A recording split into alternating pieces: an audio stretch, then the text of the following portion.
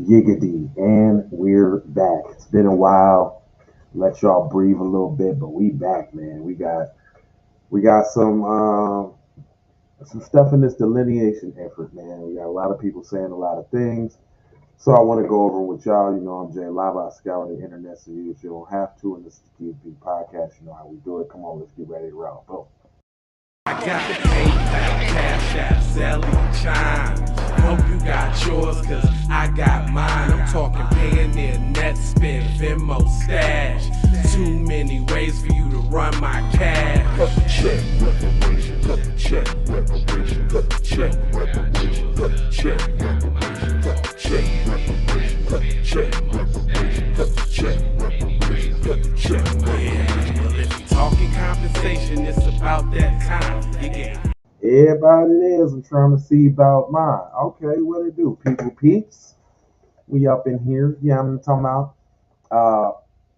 I thought about how I wanted to do this video, and I think that probably the smartest thing to do here, real quick, is bust it down with my sis, real quick. I'm gonna come back to Dr. Claude Anderson, but this is just to dispel a whole bunch of stuff that's going on with these people talking about y'all next is gonna be y'all's. Check this out. Another thing that I can't stand is that when immigrants say, well, what about when it's you? What about when it's you? What about when it's you? It's never not been us. It's just now being you. That is where this anger, confusion, that is where all of this running like chickens with your head cut off, you spewing hate while asking for help. None of the shit you're saying making sense. None of the lies are even believable anymore. Yeah, that's where all of this is coming from. You're not used to being a target in somebody else's country. Now, see, that's something that we don't know nothing about. We only know about being a target in our own country. It's always been this way. It's always been this way from the Caucasians, Asians, Haitians, Africans, everybody. It's been this way from everybody. It ain't never not been this way. Muhammad Ali was in the video filmed in black and white and was talking about Africans being let into only white spaces with turbans tied around their head and not speaking a lick of English. So stop acting like any of this shit is new to us. It's always been us. It's just the first time of it being you. And the only reason they got you scared on shaky ground for the first time, you actually feel like an immigrant. I guess you should behave like immigrants behave. What? When you go to somebody else's country, you show them love, you show them peace and decency. Exactly. Call us ignorant all you want to. We do not go to other people's country acting like this. Y'all always saying Americans don't travel, black Americans don't travel. Yes, we do. We just don't go to see you. Why would we go to countries surrounded by people who, when they come to our land, spew us, hey, why the fuck would we going to be surrounded by you motherfuckers? But all I'm going to say is, Question. welcome to the party. Another thing that Now, some people would say, man, y'all tripping, man. Don't nobody be saying that.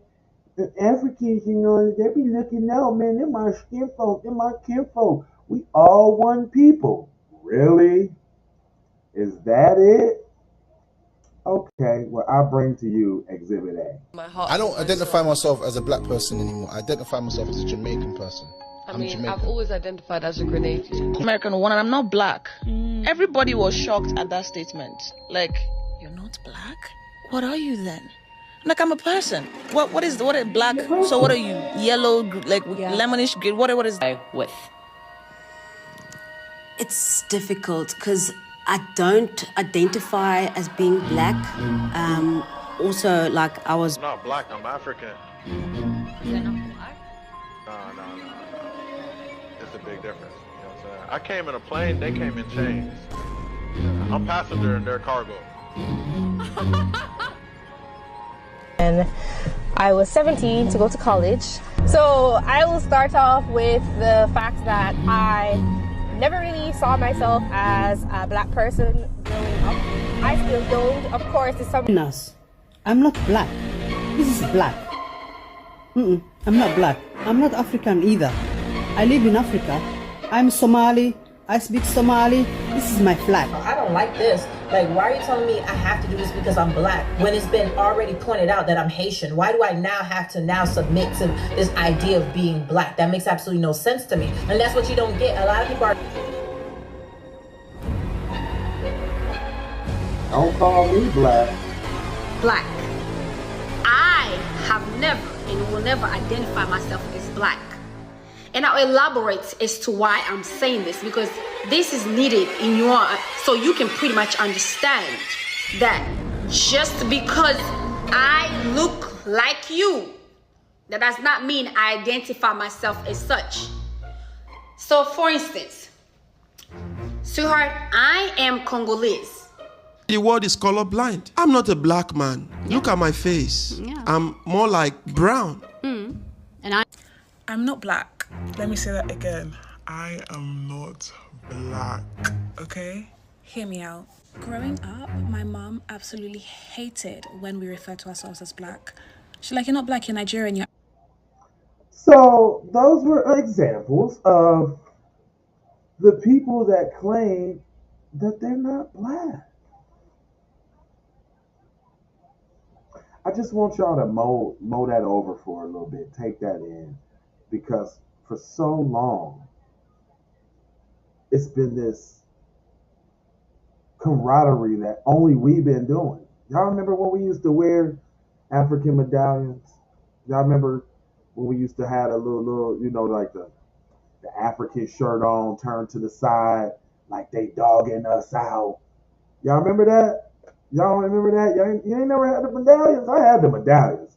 But what? Medallions with some British Nikes? With a BK suit on? I had like the pants and the jacket? What you talking about? Or maybe I'm that old, but whatever. These are the people that are constantly telling us that they ain't black. What should we do about that? Well, this is what we've been doing about that, and I'm glad to see that my people is waking up. I'm so elated and ecstatic about where we coming, because we ain't having it no more. My man busted down, and like I said, not all messages gotta be, you know, free and clear of profanity. Sometimes it just needs to be said like it needs to be said, and I like how Cuz said it. Bro, I'm tired of African Americans, bro. We just gave y'all a name because we called on. Nobody made us aware. No one made us aware that you guys were reaping the benefits of our names, and we weren't. So we don't want to be labeled as African Americans, bro. People continue to get on here and say we don't want to acknowledge that we come from Africa. Bro, actually, no, we don't want to acknowledge that because we don't come from Africa. We haven't been over there for almost 500 years, bro. Probably longer than that. And some of us have never been there. Do you understand how the slave trade worked? And why would anyone want to be associated with people who sold off their children? You sold off your children. And then you want people to acknowledge that they come from you? Hurts. No one cares. A lot of you look deformed as well. Uneven shaped noggins. Over protruding stomachs. I don't want you here personally. I don't want to get to know you. Yes, I want to divide from you. I don't want to get to know you ever. I only want to deal with Americans.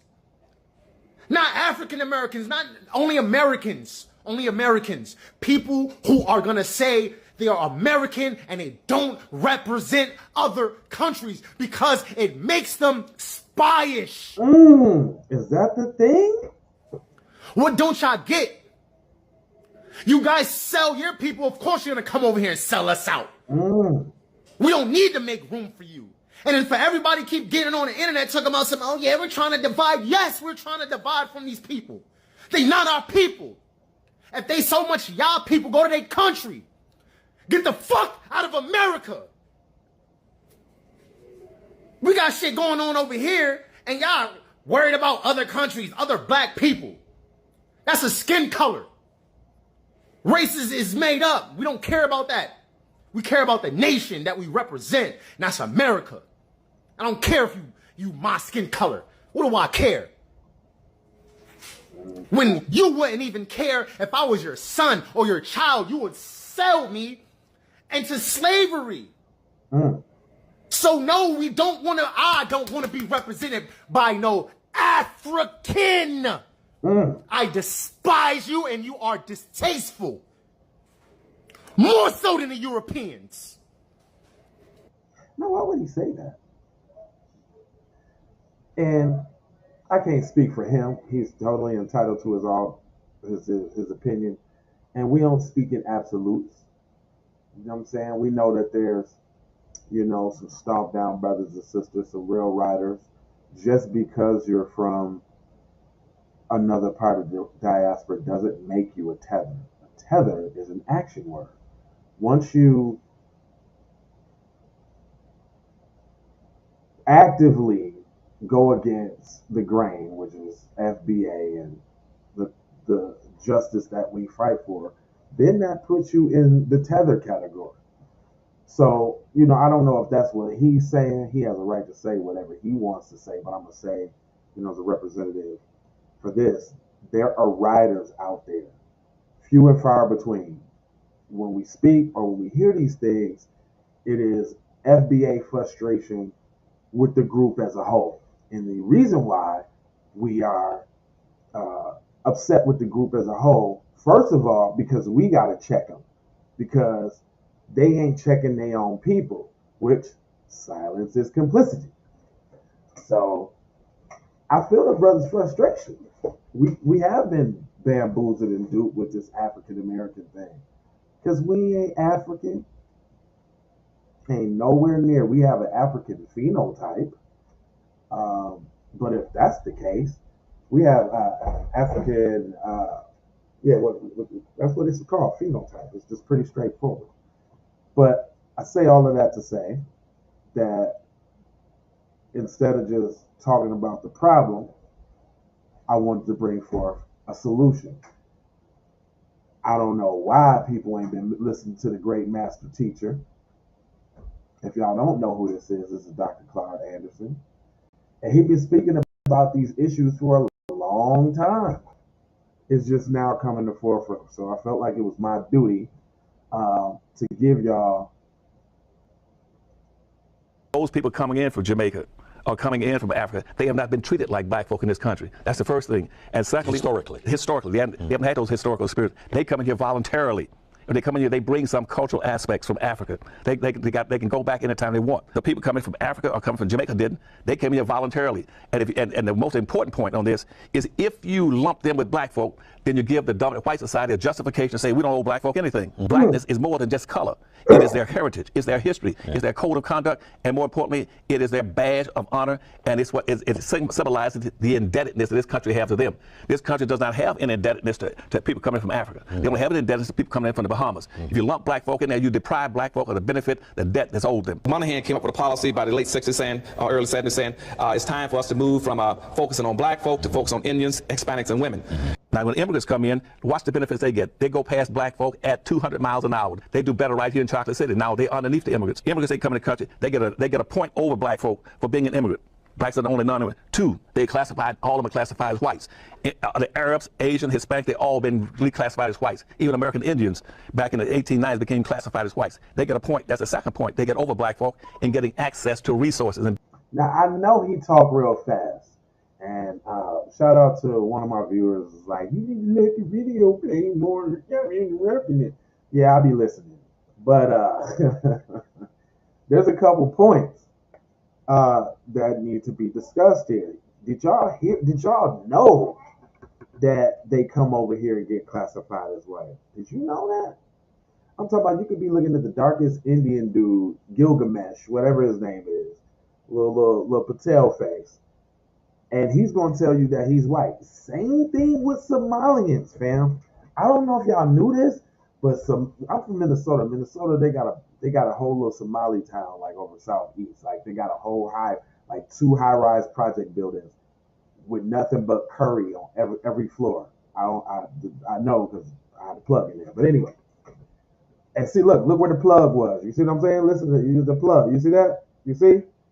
Criminal activity, drugs. That kind of thing. I don't indulge anymore, but they got two whole high rises, nothing but Somali people, and If y'all look online, man, y'all can see these little Somalian kids wilding out at the Mall of America, tearing up, looting, robbing stores, but they look black though.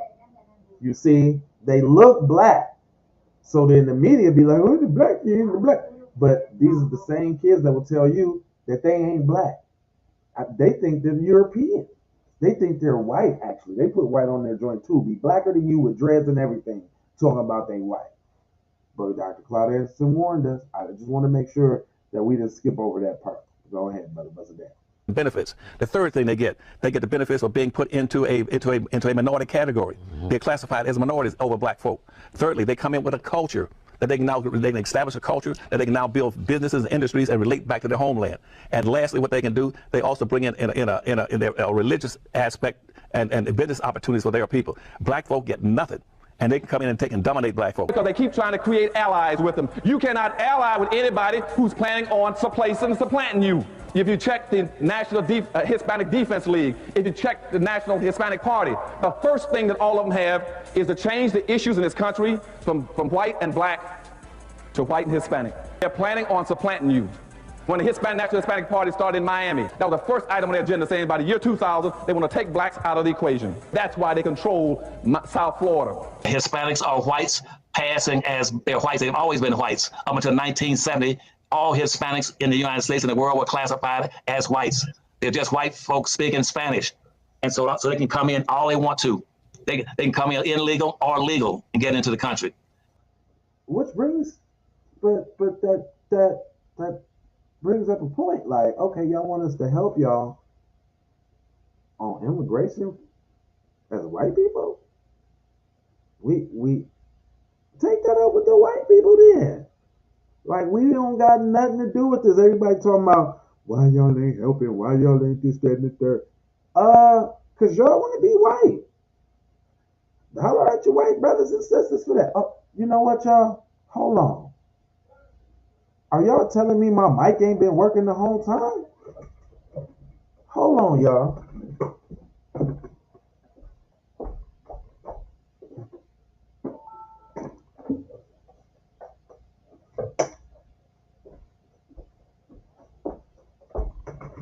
Oh man. Is my mic back right, fam? Oh, fam, my bad, y'all. Hold on. I thought the mic was Gucci the whole time.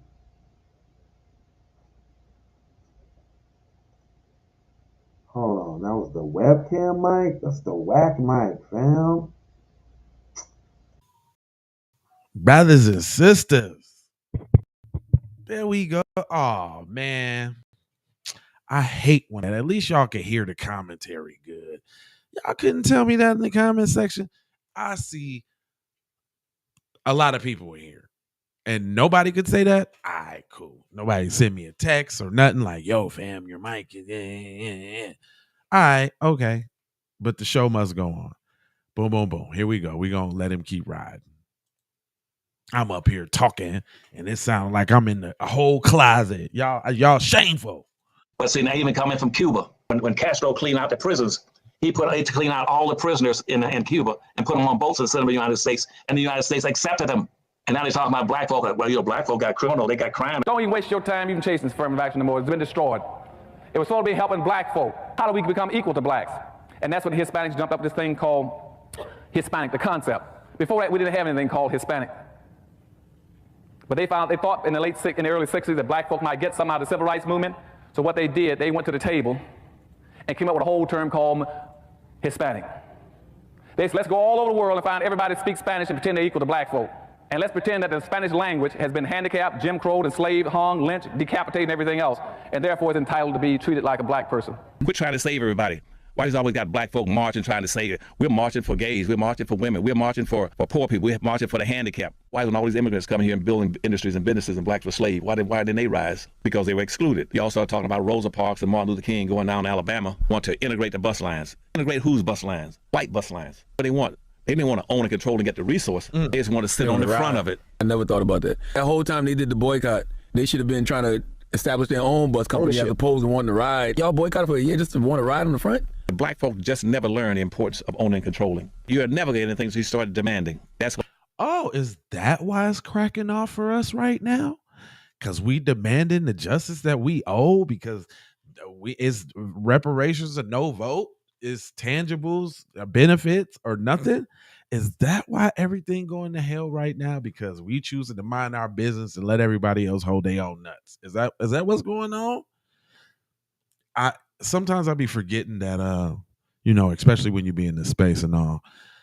I know a lot of this stuff. I watch this stuff and I learn this stuff so that I can regurgitate and facilitate education for y'all. But I be forgetting to play these exact words for y'all because y'all need to hear it yourself. You need to hear this. This is a great man right here. That's why he appears in the middle of the intro. The people I got on the intro is there for a reason, because them is some truth tellers. These are the people that started this conscious shit. You know what I'm talking about? Why no Arabs, no Asians, no Hispanics, nobody's coming to America trying to socially integrate with black folk. Spend your money with your own people first. Buy from your own people first. Hispanic bounce their money on an average of 6 to 7 times in Mexican time. Little Havana, little Cuba. White folk typically bounce their money 8 to 12 times. Arabs and Asians bounce their money about 13 or 14 times. Jews bounce their money about 18 times. Black money doesn't bounce once. As soon as a black person gets paid, he runs straight to somebody else's business and give them the money. That's why 1 out of every Asian has a business. 1 out of every 35 whites have a business. 1 out of every 53 Hispanics have a business. Only 1 out of about 105 blacks have a business. Woo! Let's talk about that. As a black business owner myself, let's talk about that. Let's talk about it's hard to get your own people to rock with you, especially the ones you know. Like for me, an example, I get love from all across the world, literally. I get people tapping in from different countries about what I said and how I said it and the message that I bring, and I appreciate that. You know who don't rock with you, though, when you're a black business owner? The close people you know. The close people you know ain't gonna start rocking with you until everybody else start rocking with you, and then they could just kind of like just jump on the bandwagon. But you already hot by that point. And then that's when, and that's not an excuse, but I could understand and I could see how, because I've experienced it in a way on certain things. Once you get to that point, you be like, you wasn't rocking with me when I was shooting in the gym. Then it's, they cousin got rich. He funny now. He didn't change. He said, what are you saying here, sir? Carl for President Anthony. He said, change hands. I can't understand what you said there, brother. You're gonna just type that over again. But yeah, it be your own people, man, the close ones, man. Like I'm rarely on Facebook personally. Facebook is a business thing for me, but I do take the time out to recognize people in their endeavors, especially if it's about some business. Like, it don't take nothing to throw a like on that thing or throw a comment on that thing, you know what I'm saying? Or share it if you think it's dope. I really don't care who it is and what they're doing. But I even notice myself, like, sometimes I be like, man, I ain't liking your shit. I'm not working with your shit, nigga. You don't like my shit, nigga. I don't never see you. I never see you on my posts. I never see you in engagement with me. But that's not the kind of person I am. You know what I'm saying? He says, it's on them damn emojis. The emojis. Oh, it said purple hand. Okay, I get it now. I wasn't reading it like that. I'm glad you said that. But it says it's on them damn emojis. Great show, fam, and dope topic. I appreciate that, sir. Yeah, man. There's also another sister. I'm gonna come back to Dr. Claude Anderson because he be cooking and he got a little more. But just to kind of stay a little bit more on topic because they're both relevant. The illegals and tethers are one and the same. They're all actively working against the people that paved the way for them to get here. So that's that. But on this diaspora thing, sis, man, she say it so right, man. She just say it so right.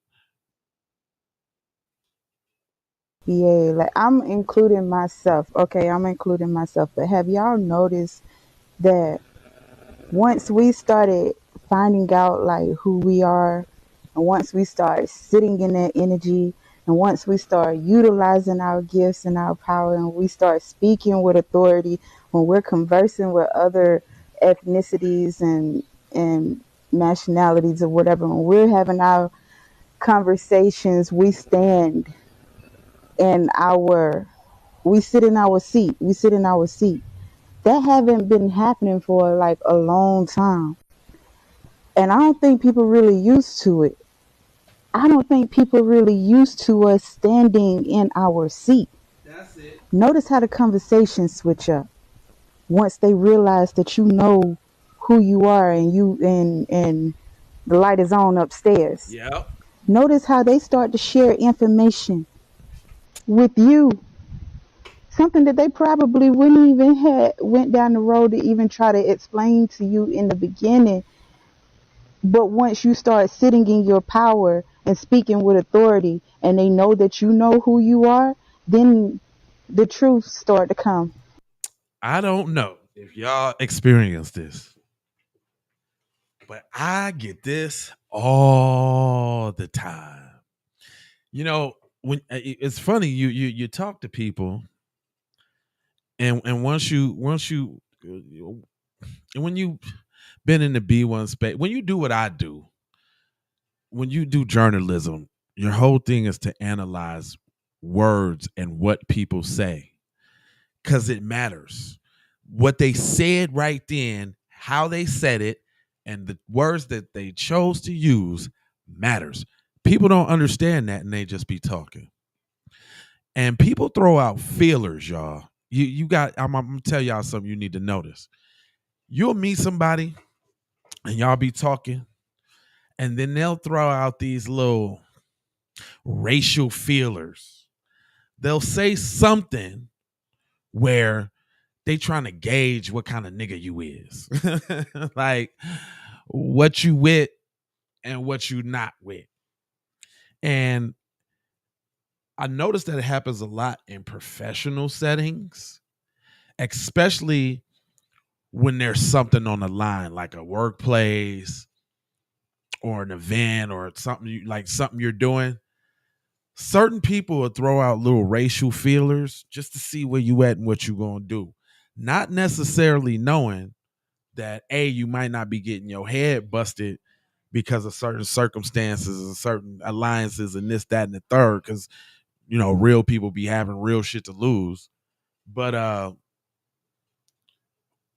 when you got racial self-esteem about yourself, when you shut that bullshit down real quick, when you hear that bullshit and you say something real assertive, oh man, a whole little light bulb comes off. Now they want to start spitting knowledge and telling you what they know and exposing their people. Now all of a sudden they talk about the corniness in their people and this, that, and the third, and how they always been down. I don't know if y'all experience this, but I go through this every day. I also do rideshare as well. So I come in contact with a lot of people, man. And this is funny. I used to not play rap music in the car because I didn't really want to invite certain conversations, right? Because I've gotten them all. Hey, do you know whoop-de-woo? I know whoop-de-woo. Yeah, I've been listening to whoop-de-woo, seeing whoop-de-woo, and that's my favorite artist. What's it damn? Kimbo Slice? Nah, nigga. That's nice, fam. Like, what the fuck are you talking about? Like, the racial feelers. I'm gonna come back into that, but I want to let this sister cook. Go ahead. Out. Why did it take all of that? You was just gonna let me be asleep? Mm-hmm. You was just gonna let me not know? As long as I didn't know, you were okay with it? This ain't even about the YT man. We already know that the YT man has always plotted against us. This ain't even about them. This is about everybody else outside of FBA. When were you gonna say something if you already knew? Exactly. That part. Don't get me wrong. I'm actually grateful. I'm grateful that we can even have these conversations. We need to have these conversations. But I think the lack of trust between us is how long were you gonna let us go without knowing if we didn't wake up on our if our ancestors didn't wake us up, if we didn't wake up, how long would this have kept going? I heard this On that point, y'all gotta think about this too. I don't know how you voted. I chose to sit out my vote. I didn't want to give my vote to either one of those busters. But if Kamala Harris would have gotten office, y'all, man, none of this would have been happening, man. We wouldn't see none of the exposure going on. People wouldn't be jumping out the box. Black people wouldn't see how everybody is actually against us. Because let's admit it, y'all. Let's admit it. We are currently in a smoke screen. I was in a smoke screen. I ain't know none of this, man. Probably like, dang, how long I go back with this? I always been somewhat sort of conscious. I always been like a black people loving person. Like I always been like that, but there was a shift and a change when I really started.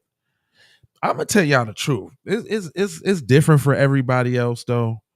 But me personally, what helped me get conscious was moving away from religion. I think that's what it was. For me. I don't know about nobody else. I don't know about how anybody else do their thing. My co-host is right with the Lord, and I like that there's a difference that, and he allows me to ask questions and he says stuff to me and there's no offense taken. I get to learn stuff, and it is what it is. Everybody's entitled to what they think, but it seemed like once I got away from, and let me not just say religion, because it's more than that. Once I got away from the concept of looking outside myself for answers and relying more on me and accepting the fact that I am ultimately responsible for the good and the bad and responsible for changing and growing and learning, like it's all on me and nothing, there is no savior. I had to stop that. Nobody's coming to save me. I got to do it myself. That's a very big weight to carry for some people, and I'm fine with that. That's the way I choose to live my thing. But what it has done for me is allow me to trust, have confidence in, and believe in me and my abilities. Right? For instance, like one could say, ain't insert deity here good because I got this job or this, that, and the third. When in all actualities, that negates you having confidence in your skills and your personality and your ability to communicate who you are and sell yourself, right? I think that's one of the biggest hurdles we face as a people, is that the premise of the religion, the turn the other cheek, the forgiveness, the heaven and the latter part of life, the forgive. We didn't got out of a lot of those principles. And I know a lot of people who is, religious, but still a blop you, like TZ. Like it's a shift. But I think that we getting it together, man, as far as getting on code, but it's still an uphill battle. We still got the ratchet culture that we got to deal with. We still got all the propaganda that basically gives a pass or an excuse to the BS in our culture because it's mainstream now. We got a little bit to do with that. Like we had some very dirty, nasty music and all of that when we was coming up too, but we ain't know better, right? Like we was being programmed. You understand? And when you get older and you start to have children of your own, you like some of us. I still see ratchets banging Cardi B and banging Sexy Red in front of their kids, and I don't understand it. I didn't start playing rap music and shit like that for my kids for a long time. Now that doesn't mean they wasn't hearing it nowhere else or this, that, and the third. But my participation in ruining your brain, I wasn't doing that for a minute. Matter of fact, I didn't even say nigga around my children for a long ass time. Like they thought that was a bad word. Like they didn't like when I said it. So like when you grow up and you get out that programming, then you try to change the next ones coming up. Now the programming is deep, y'all. It's on their cell phone, it's on the computer, it's on the TV, it's everywhere. And as a parent, you gotta combat against all the negative bullshit that's out there, and it's a lot. So now you look like the bad guy because you always nagging, trying to reinforce the negative stereotypes that they being bombarded with every second, every minute, every day, every hour. Right? I say all of that to say, like, going forward, man, is going to take the people that watch this program not only to just watch it, but to share it, to put it out there. YouTube don't push these type of messages like they supposed to. If that was the case, Tariq, Professor Black Truth, Jason Black, they all have 1 million followers by now. Shit, I'd probably be at 150,000, 200,000, something like that. As hard as I've been mashing, but I'm gonna keep mashing. The sister brings up some great points, man. This African lady last night on her live, and she was saying, we don't benefit from you guys, by being over here as immigrants. We're not taking your jobs. We're not on government assistance, none of that. She said, we work.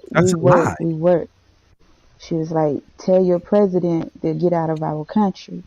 Tell your president to stop stealing our resources, because we're going to follow the resources. But my whole thing about that is, if you know history and you know what we have been through, then you wouldn't even associate us with them. Because they ain't never been. They have never been for us, and y'all know that. Like at this point, a lot of us looking at y'all like y'all been working with them because y'all knew just as well as they knew about some of the hidden secrets in regards to us.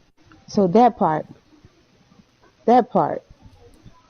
The same lady was like, if y'all got a problem, she was speaking on the Essence Festival at this time. She was like, if y'all got a problem with all of that or whatever, then y'all need to buy it. Don't be mad that we took it, but don't be mad that we took over. Y'all need to buy it. Again, this is where the conflict is coming in at, because you guys do not know, you don't know the depths of what it is that we have experienced. You don't know, you don't know. So we be like, shh. If you don't want that smoke, shh. Pretty much. That's all. Thinking about it a little bit further, like I guess it's not you guys' place to tell us anything. Period. Period. It's not your place, fam. And I hope that y'all watch these spaces. if you want a master class, and I mean master class on how to clap back on how to get the correct talking points, how to assert yourself, you need to be looking at Tariq Nasheed's Twitter spaces. He let people call in. They be calling with that bullshit, and he shuts them down. And that's something that you need to learn how to do, because it's time out for all of this disrespect and people not knowing their place about the people who put them in place in position to thrive off the backs and off the blood of our ancestors. That's just period, point blank. We can't deny that. There was one other, excuse me, y'all. There was one other point or one other person that I want to put. Check this out. Mimicked anywhere. Like anytime like FBA say this, it's funny because none of them produce anything. None of them are out here creating fashion brands. None of them even make music. None of them contribute to black people whatsoever. They just want to leech off the compliments of other black people. They'll be like, oh, Michael Jackson did this, Michael Jackson did this. We're the most. You're not Michael Jackson. You have no contribution to Michael Jackson. Michael Jackson didn't know you. Has nothing to do with you. You are leeching off of the culture of other people. You yourself have produced nothing that's being mimicked anywhere. Like, you're not like, no, everyone. And that, I brought that one up because that's what be killing me, man. Like, the slang, the dress, the hairstyle, the outfit, sometimes like the car you drive, everything is a carbon copy of us, but yet we don't got no culture. How does that work? I never really understood that part, man. Like, I don't understand how people could fix their mouth and say these hateful things to the people that got you here. Is that a flaw in us? Is we too real? Is black people too real? Is we too noble? You know what I'm saying? In a world of snakes, in a world of backstabbers and this, that, is we too inviting, too giving, too we got too much benefit of the doubt? It's like, you know what I mean? Nah, I don't think that's it. I think we are shining an example of what it is to be. And I think everybody took their opportunity to try to do their little pooping, their little shitting on us while they thought we was down, while they thought that. But in fact, we was really that thing. And it's now starting to show. And now it's it's starting to turn from hate to admiration, to help, to disdain, back to hate. Like, they don't know what they want to do with us. I think we in a good spot. I think all we need to do is keep doing what we've been doing. Where them fans at? That type thing. Getting your money, going to work, getting your money, not really worried about nothing. And let them people do what they do. Listen, I ain't gonna hold you, but I'm gonna mold you, fold you, and scold you about being on code. And I got 4 words for you. I need you to go ahead and subscribe for the vibes, like for the spike, comment your vomit, share if you care about getting black empowerment everywhere. Please do that on the platforms that we own, Jones. And just to bring it all the way home, I got love, peace, blessings, and maloha. I'm out the Doha for Shoha. You already know. I got PayPal, Cash App, Zelle, Chime. Hope you got yours, cause I got mine. I'm talking Payoneer, Netspend, Venmo, Stash. Too many ways for you to run my cash. Cut the check, reparation, cut the check, reparation, cut the check, reparation, cut the check, reparation.